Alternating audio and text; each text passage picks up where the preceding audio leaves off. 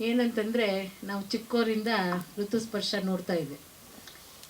ನಾವು ಸುಮ್ಮನೆ ಹೀಗೆ ಆಟ ಆಡಿಕೊಂಡು ಅಂತೂ ಡ್ಯಾನ್ಸ್ ಮಾಡೋದ್ರಲ್ಲಿ ಅವಳಿಗಿದ್ದಿತ್ತು. ನನ್ನ ಮಕ್ಕಳು ದೊಡ್ಡವರಿದ್ದರೂ ಸಹ ಅವ್ರ ಜೊತೆಗೆ ಆಟ ಆಡೋವಂಥ ಒಂದು ಹುಡುಗಿ ಇವತ್ತು ಈ ಮಟ್ಟಿಗೆ ಬೆಳೆದೇಳೆ ಅಂದರೆ ಭಾರಿ ಖುಷಿಯಾಗತ್ತೆ. ಆದರೆ ಅವ್ರ ತಂದೆ ತಾಯಿ ಒಂದು ಮೆಸೇಜ್ ಕೊಡ್ತಿದ್ದಾರೆ ಅಂತ ನಮಗೆ. ಯಾಕಂದರೆ ಇಲ್ಲಿ ಇದ್ರ ಮೇಲೆ ಸ್ಟೇಜ್ ಮೇಲೆ ಕೂತಿಯವರೆಲ್ಲ ಫಿಲಮ್ ಫೀಲ್ಡಲ್ಲಿರೋರು, ನಾನು ಮಾತ್ರ ರಾಜಕೀಯದಲ್ಲಿರೋರು. ಆದರೆ ಇಬ್ಬರು ರಾಜಕೀಯದಲ್ಲಿದ್ದಾರೆ, ಗಣೇಶ್ ರಾವು ಸರ್, ನರೇಂದ್ರ ಬಾಬು ಸಾರು ಇದ್ದಾರೆ. ಅದ್ರ ಫಿಲಮ್ ಲೈಮ್ ಅದ್ರ ಬಗ್ಗೆ ಅವರಿಗೆಲ್ಲ ತುಂಬ ಗೊತ್ತಿರೋದ್ರಿಂದ ಏನಂತಂದರೆ ಇವರು ಇವಾಗ ಏನೇ ಒಂದು ಫಿಲಮ್ ಮಾಡಿದ್ರು ಅದು ಒಂದು ಸಮಾಜಕ್ಕೆ ಒಂದು ಒಳ್ಳೆ ಮೆಸೇಜ್ ಕೊಡ್ತಾ ಇದ್ದಾರೆ ಅಂತ ಹೇಳ್ಬೋದು. ಈಗ ಟೇಕೊಂಡು ಮಾಡಿದಾಗ ಅವಳು ಅದು ಕಲಿತಾ ಇದ್ದಾಗ ಅವರು ತುಂಬ ಕಾಳಜಿ ವಹಿಸಿ ಅವಳು ಕರ್ಕೊಂಡು ಹೋಗೋದು, ಕರ್ಕೊಂಬರೋದು ಹಾಗೂ ಮಾಡಿ ಅವಳು ಇಂಟರ್ನ್ಯಾಷನಲ್ ಮಟ್ಟಿಗೆ ಹೋದ್ಲು. ಅದ್ರ ಬಗ್ಗೆ ಒಂದು ಫಿಲಮ್ಮು ಇದು ಮಾಡಿದಾಗೂ ಅಷ್ಟೇ ಎಲ್ಲರಿಗೂ ಅದೊಂದು ನಾವು ಹೆಣ್ಮಕ್ಳು ಕಲಿಬೇಕು. ಯಾಕಂದರೆ ಇವಾಗಿರೋ ವಾತಾವರಣಕ್ಕೆ ಹೆಣ್ಮಕ್ಳು ಈ ಥರ ಸ್ಟ್ರಾಂಗ್ ಇಲ್ಲ ಅಂತಂದರೆ ಅವ್ರ ಆಚೆ ಒಂಥರ ಏನು ಎಲ್ಲೂ ಫ್ರೀಯಾಗಿ ಹೋಗೋದಕ್ಕೂ ಭಯ ಆಗುವಂಥ ಈ ಕಾರಣಕ್ಕೆ ಅದು ಕಲಿಬೇಕು ಅನ್ನೋದೊಂದು ಮೆಸೇಜ್ ಹೋಗಿದೆ. ಮತ್ತು ಈಗ ಗೊತ್ತಿರೋಂಗೆ ಇವತ್ತು ನಮ್ಮ ರಾಮ, ನಾವು ಎಲ್ಲ ಮುಂಚೆ ಕೇಳ್ತಾ ಇದ್ದೀವಿ, ಅಯ್ಯೋ ರಾಮರಾಜ್ಯ ಆಗಬೇಕಪ್ಪ, ರಾಮರಾಜ್ಯ ಆಗಬೇಕು ಅಂತ ಹೇಳೋರು. ಯಾಕೆ ರಾಮರಾಜ್ಯ ಆಗಬೇಕು ಅಂದರೆ ರಾಮರಾಜ್ಯದಲ್ಲಿ ಒಂದು ನ್ಯಾಯ, ನೀತಿ, ಸತ್ಯ ಎಲ್ಲ ಆ ಥರ ನಡೀತಾ ಇತ್ತು. ಆ ಒಂದು ವಾತಾವರಣ ಇವಾಗ ಬರಬೇಕು ಅಂತ ಅನ್ನೋದಿತ್ತು.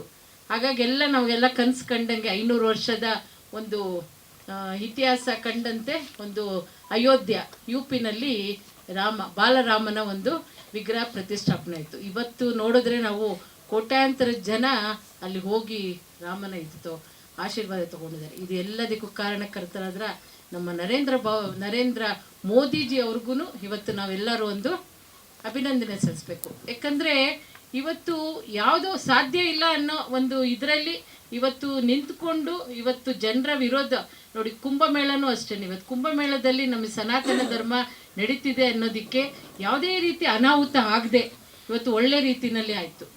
ಹಾಗೆ ಯಾಕೆ ಹೇಳಿದೆ ಅಂದರೆ ಇವತ್ತು ರಾಮನ್ನ ಅದನ್ನು ನೋಡಿದ ತಕ್ಷಣ ನಮ್ಗೆ ಅದೆಲ್ಲ ಬಂದಿದ್ದಕ್ಕೆ ನಾನು ಅಯೋಧ್ಯೆ ರಾಮ ಆಗಲಿ ಪ್ರಯಾಗರಾಜದ ಬಗ್ಗೆ ಹೇಳಿದೆ.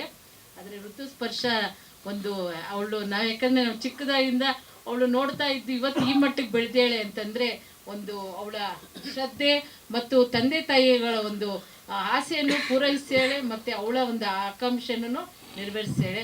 ಹೀಗೆ ಅವಳಿಗೆಲ್ಲ ಒಳ್ಳೇದಾಗಲಿ ಅಂತ ಹೇಳ್ಕೊಂಡು ಮತ್ತೆ ಇನ್ನು ಮುಂದೆ ಹೆಚ್ಚಾಗಿ ಅವಳು ನಟನೆಯನ್ನು ತೋರಿಸಿ ಜನರ ಒಂದು ಮೆಚ್ಚುಗೆ ಪಾತ್ರರಾಗಿ ಇವತ್ತು ಈ ಒಂದು ವೇದಿಕೆಯಲ್ಲಿ ನಾವು ಇಷ್ಟು ಜನ ಸೇರಿದ್ದೀವಿ.